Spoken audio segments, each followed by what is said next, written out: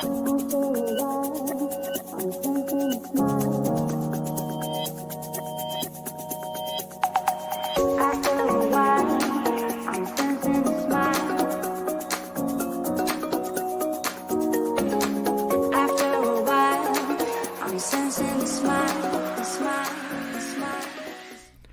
welcome, it's Dan, hope you're well today. So in today's podcast I want to talk about adversity specifically, not the dance group, that's diversity I think.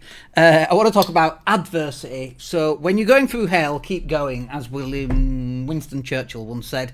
And this is kind of what I want to talk about today in today's podcast. So welcome, by the way, to the podcast. If you've not listened before, thank you very much for joining us. It's always appreciated. Go check out the YouTube channel and so on. Loads of more content on there as well. Well, let's talk about adversity. So I'm sure you heard this, and I can't remember the exact phrase. Let me find it and then we can run through it. So tough times create tough people. And then tough people create easy times, and then easy times create not tough people, and then those tough times create tough people. Here we go, let me find it. So hard times create strong men create good times create weak men, and weak men create hard times. Thank you, Michael Hopf. He's a poet and he does know it, as it happens. He's a philosopher, but it's absolutely true. You know, when things are going really well, it's really easy to take your foot off the gas. I've done it myself. There's absolutely no doubt I will do it again. When things are going hard, you put in the hours, you do extra, you work all-nighters. I mean, we've done this, right? We're entrepreneurs. This is what we all do. We all know that this is what we all do. And we all know that going through it is really difficult. But still, when we're going through those tough times, do we, and we get to the other end and we're going through good times, do we think, oh, maybe these will come back around? No, we don't. We just take the foot off the accelerator, and here we are, back in tough times once more. And it's like, use the momentum to carry you forward. Now, it's not always as easy as that. As you know, in business, your business isn't necessarily determined by the work that you do. It's determined by what's going on in the marketplace. And the marketplace in the UK right now is pretty screwed. We speak to a lot of people, a lot of business owners, and they are struggling right now. We get people coming on board for strategy sessions, starting up in business, they've not made a sale yet, they want to shove it all into marketing, spend a lot of money, and we're just like, no, slow down a little bit. Let's work out what has been working and what hasn't been working. Is now the time to really start spending a lot of money on marketing? And for some people it is, because their competitors right now are going bust. And so for some people it is the right time to start spending on marketing, but for others it's not as well. And so if you're wondering if it's right for you or not right for you, you should probably jump on a call with us and let's have a chat about where you are and what's going on there. One thing I have noticed, by the way, is that my little arrow, there we go, let me just bring this back. I lost my little arrow, I didn't realise.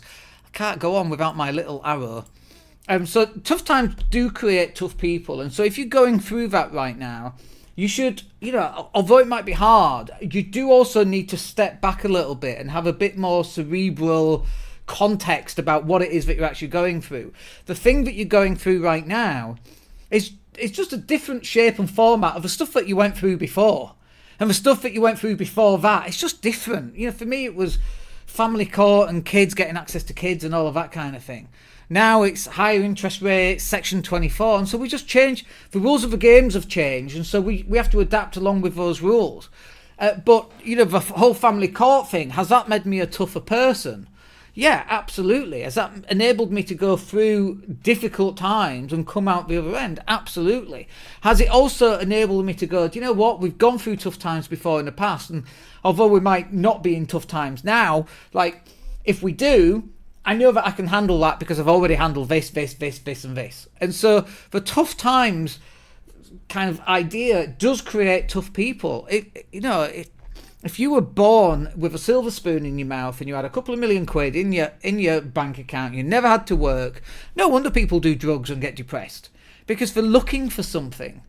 As people, we are problem solving machines. That's what we do. We go and we solve problems. And I did a video today in my car, and it was about if you're going for a job and you're already in a job, there's no adversity there. Oh, but I really wanted that job, right? But if you didn't get it, are you going to feed your kids? Yeah, I've still got my old job, right? Okay, so where's the adversity? There is no adversity. And what people do, especially business owners, they put adversity into their work specifically. Now, I don't do that. I did rope climbs today, which I was never able to do until I turned 50 for some reason. I moved my adversity into my health, and we did Mirth on Monday, which is just just a killer of a workout if you're familiar with that. And so we put all our adversity outside of a business. That doesn't mean that we don't have adversity inside the business, because we lose clients and they're losing clients and their clients are losing clients, and so there's this knock-on effect financially as well. But going through these tough times is going to be really good for you over the long term. If you don't go through these tough times, how do you know? How do you know you're in a tough time or if you're in a good time? Nobody does. And this is the other thing, is that handling this adversity, it can and it does open up new doorways that were always closed to you before. So I'm trying to think of an example. Let's say we lost some customers, and then I'm like, oh no, we lost customers, what am I going to do? Well, then I might create a new product, and that new product takes off, and that's our new product, right? And that's where we made all our money. But if we hadn't have lost those customers, we would have still been doing the older stuff that we were doing before, and we wouldn't have had this opportunity to grow and evolve and create this new product, which would have been our next thing. So, when I was going through family court and my ex-partner, who's a bloody nightmare, quite frankly, when I was going through all that stuff, it was very, very painful at the time, full of adversity. But the lessons that I'd learned from there, 12, 13 years later, whatever it is, 14 years later, those are now really relevant to how my life is and how I am as a human, and how I turn up as an adult male.